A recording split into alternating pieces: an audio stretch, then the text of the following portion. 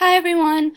So the website that I'm going to talk a little bit about today is called mysimpleshow. This website basically is a website that you can use to create videos that can explain different topics and lessons for people to watch. So I'm going to do an overview of how to use mysimpleshow. So the first thing that you do is you create a new video and then you name your project. I'm going to do Screencast project. And then you can write your own script. So next, you find your storyline. They give you a couple different options. You can do a professional storyline, an educational storyline, or a personal storyline.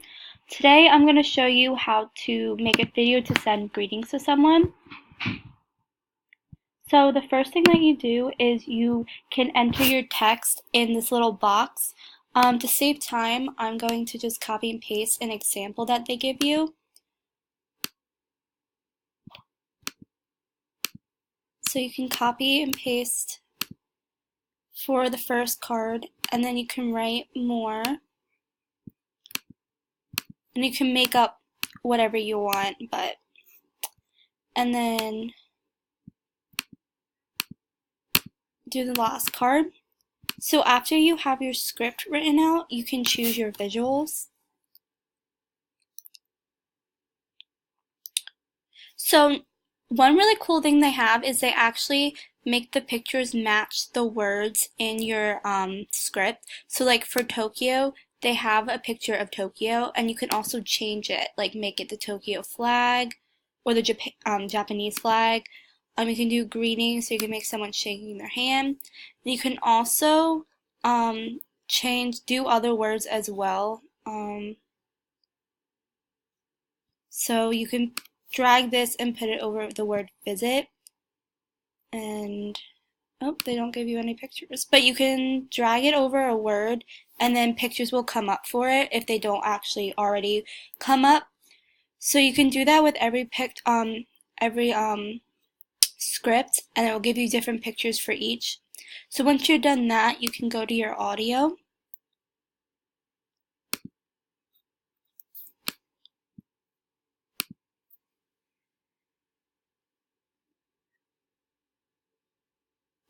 So you can either, well, I think one thing about this website is that sometimes it makes you pay for certain things. So the only audio that you can really do is the audio that says Paul.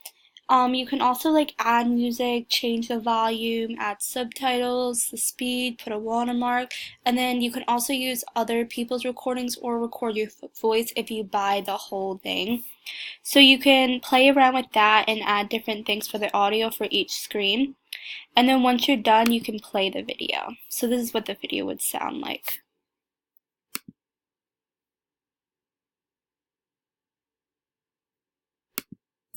Hey guys, greetings from Tokyo. After being in Tokyo for 2 weeks now, I can tell you, this city rocks. The Japanese people are super friendly and the food is delicious. I really enjoy my time being here, as this is a great place to work. My projects are all going well and my team is supporting me every day. Looking forward to New Year's Eve when you all come over. We will visit a karaoke bar together. Best, Chris. So yeah, that's basically mysimpleshow. And then you go and you can finalize your video.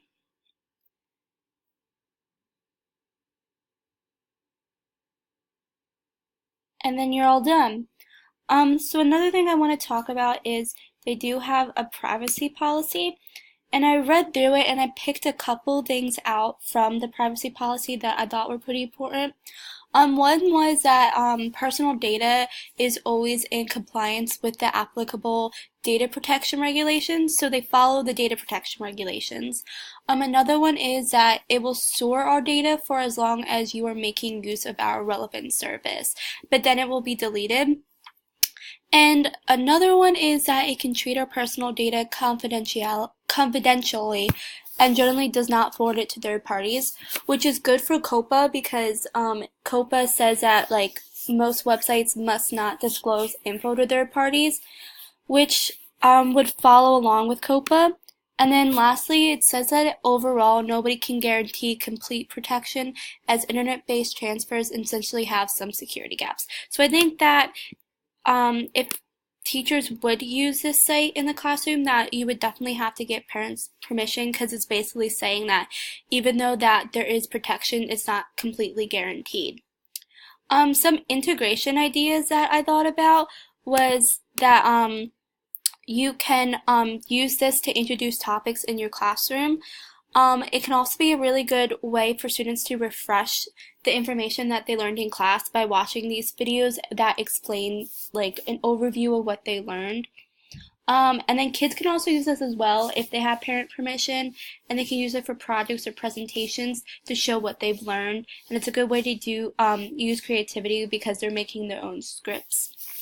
And lastly, the ISTE standards for students. I really liked the knowledge constructor, and I thought it fit really well with mysimpleshow because students can critically curate a variety of resources using digital tools to construct knowledge, produce creative artifacts, and make meaningful learning experiences for themselves and others. So they can use these digital tools to have effective research strategies, and like it's a way for them to locate information from other resources. So if they want to learn and the teachers made these videos, they can go on here and enhance their knowledge and stuff like that. But yeah, that was basically my simple show, and I hope you enjoy.